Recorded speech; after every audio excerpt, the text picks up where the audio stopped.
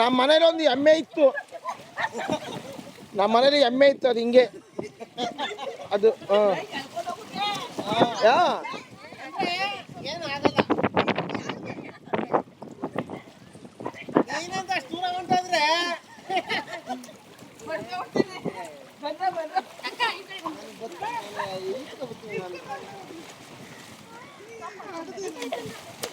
ಹಿಡ್ಕೊಳ್ರಪ್ಪ, ಯಾರೋ ಕೊಚ್ಕೋಯ್ತಾವ್ರಿ ಇಬ್ರು.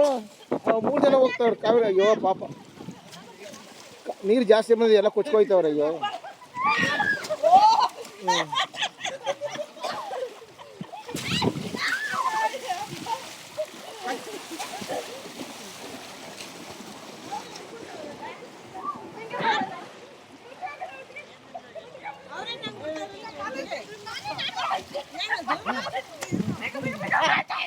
ಅದು ಇದಿರಬೇಕು.